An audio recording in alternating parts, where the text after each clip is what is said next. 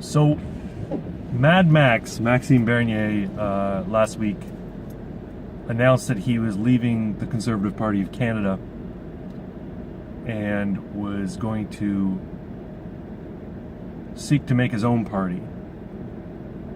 And, of course, this has caused a lot of strong opinions on both sides of the issue.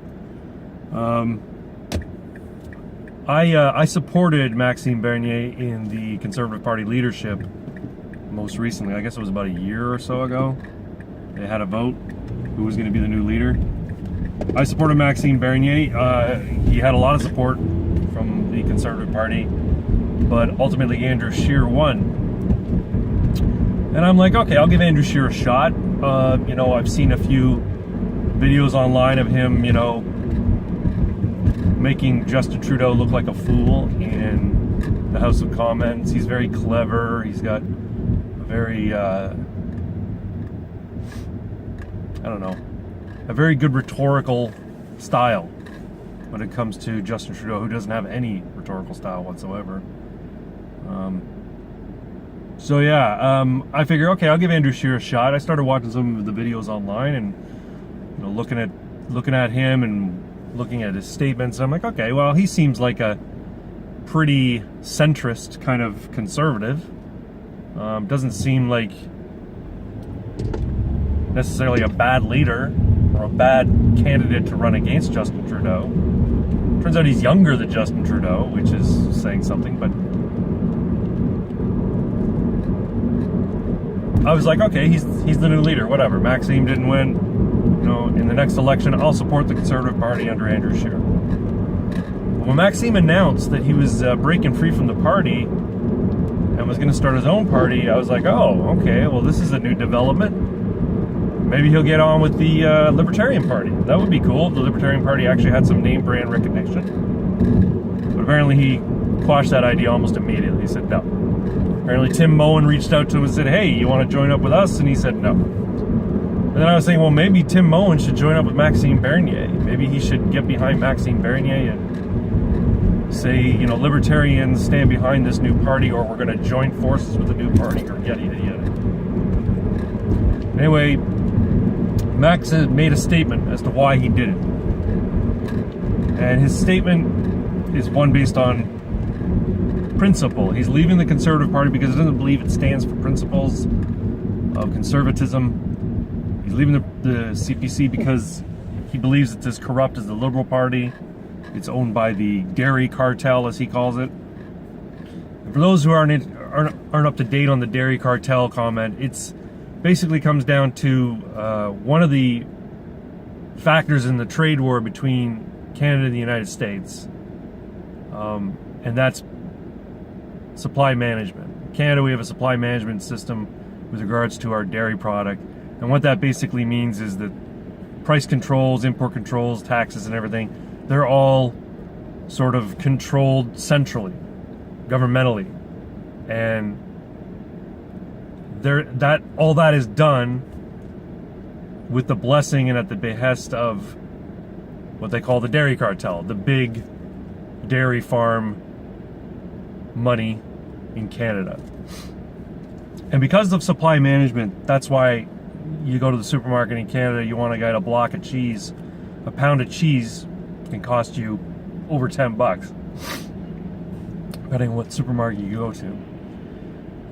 Doesn't mean you can't get it slightly cheaper, but the point is that our dairy products prices are inflated because of government intervention into the market with regards to that specific product. And the reason for that is because dairy products could flood in from the United States, and if there wasn't strict controls on the cost of dairy by the government, so the argument goes, then Canadian dairy farmers would be at a disadvantage because U.S. dairy farmers could sell their product much, much cheaper. Anyway, according to Bernier, the dairy cartel owns the Conservative Party. And I'm like, okay, well that may or may not be true. Maybe they do have a lot of influence in politics. I don't know. But then, shortly after Maxime's announcement, or right around the same time, the Conservative Party of Canada was having their policy or platform meeting in Halifax, Nova Scotia. And apparently the discussion of supply management with regards to dairy products was taken off the agenda in terms of giving members the right to vote on the topic. This is something that, you know, people who are conservative and are conservative with a small c, meaning like their brand of conservatism is small government, less intervention into markets, less intervention in the marketplace, smaller taxes, lower taxes, whatever. They see supply management as, you know, an issue that conservatives should get behind and put a stop to, if they could. But as per Banier's comments and basically, I guess, evidence of what happened in the Halifax meeting this past week, it seems as though that might be the case, because the topic of supply management was left to the very end. Only a few comments were made on it, and they didn't proceed to a vote on the subject, on what the platform was going to be. So the platform remained vague, and nobody got the ability to, you know, vote up or down on any platform regarding supply management, dairy supply management. Now, Maxime Bernier is known for being a bit of a maverick, to borrow a nickname from a recently deceased American senator. He sort of is, I guess, can fly off, makes some controversial comments, and I guess that was a little bit too much for the Conservative Party, because they're trying to win the upcoming election, and so they don't want any extreme voices in their party. Now, people on social media are coming out and saying, look, Maxime's betraying the Conservative Party because he's going to split the vote, and that's just going to give Trudeau another mandate. He'll win again, and he'll have another mandate in the House. This isn't the right time. We need to get rid of Trudeau at all costs.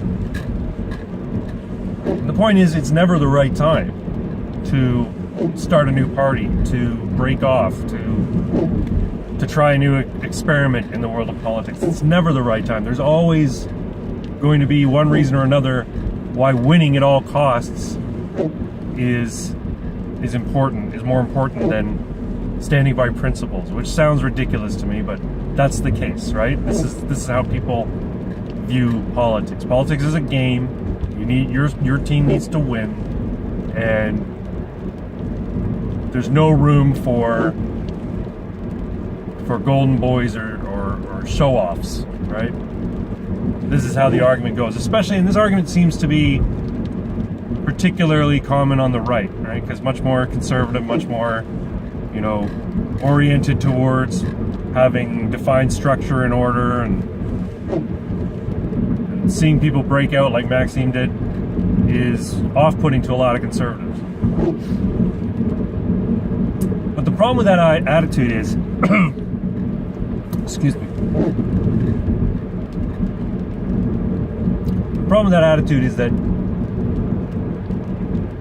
if you say all the time that it's not the right time to break off, it's, you know, we have to win at all costs, our opponent is too far extreme for us to play games here. What ends up happening is you end up moving into the arena of your opponent, and because they're the party in power, they have that much more influence over, that much more control over messaging and the Overton window, as it were. So you end up having to move your positions more towards them. So you have to compromise your ideals just to win against them. And in that sense, they kind of win, right? Yeah, you defeated them in the battle, in the gladiatorial arena, but they cut you up so badly, and they gashed your hamstring that you're never going to be able to compete again at the same level. That the next fight you're in, you're going to be at that disadvantage, because you're hemorrhaging people who support your principles, and you because you had to compromise those principles in order to beat your opponent, right? But when you've got a leader who's so far left that moving towards their end of the arena, moving inside their milieu, as it were, is too much of a loss to take. You're going to get hurt too badly. So it becomes necessary to say, you know what? Screw winning.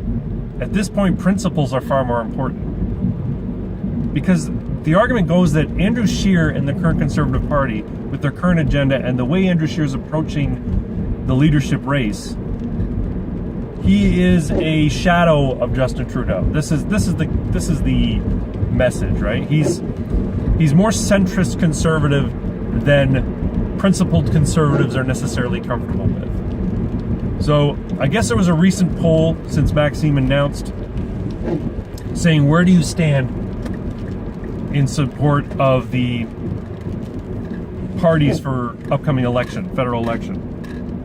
So right now the Liberals are in the lead. They're in power, and that's not surprising that they're in the lead.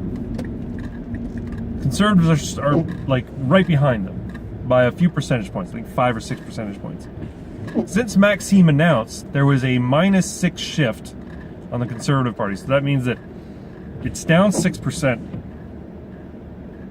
to, presumably Maxime Bernier's party. The Liberal Party is down 3%, presumably to Maxime Bernier's party. And I wish he had a name, because I'm tired of just calling him Maxime Bernier's party. I wish he would come up with a name, but I guess he's timing it right. Anyway, support for Maxime Bernier's party in less than a week is at 13%. That means both of the major parties lost 9%, and the other 4% was made up by probably libertarians, NDP, Greens, whatever, right? Other people who either would vote independent or wouldn't vote at all are now rallying behind Maxime Bernier, because again, he's a controversial figure, but he is principled, and he is standing on principle in this upcoming election. So, or at least that's the impression one gets from his statement about why he left. Anyway, I'm still waiting to see what happens. I'm still waiting to see how things unfold. 2019 is still a bit of a ways away. I think it's January when we're having our election. So I'll see what happens. I may throw my support behind Maxime Bernier. It's one vote. I liked him for the Conservative Party leadership back in the day. And now that he's no longer part of it, maybe I'll support him. And I know that the establishment Conservative Party is upset by that they're losing votes. But you know what? You've got to win it. And Maxime Bernier is, as far as conservatives go, he's my kind of conservative. He's much more libertarian than I think anybody else in federal politics here. He's like our Rand Paul or our Ron Paul. Maybe not so crazy as Ron Paul, but actually that's not fair. Ron Paul's not crazy. He's just strident in his opinions. But anyway, it'll be interesting to watch. But I'm glad there's a bit of upheaval in our politics, because they're so boring normally. I'm looking forward to see what Maxime does and what the name of the party is going to be. I know that sounds silly, like a small point, but I'm kind of into branding, and I want to know what the branding is going to be on this party. So we'll see what happens, and keep your eyes on this channel, because I'm likely going to comment more about it over the course of the next few months. Also, this will be the first video that I'm going to upload to BitChute as well. I've kind of had it with the YouTube thing. And so many people are now getting on BitChute. BitChute seems to be the platform where people are going to be migrating to. Ever since the Alex Jones thing, I'm like, yeah, you know what? I'm going to get on BitChute. All my subscriptions are on BitChute as well, so I can follow them there. Doesn't mean I'm going to stop putting stuff on YouTube, but it'll be on BitChute as well. So if you have a BitChute account, or you want to find me on BitChute, my name's going to be, my name is Cragg Bragg, CraggBragg, just like my Gmail. and you can watch my content there if you're sick of YouTube as well. Anyway, thanks very much. I'm at work. Like and subscribe on both platforms, and I'll talk to y'all soon. Thanks.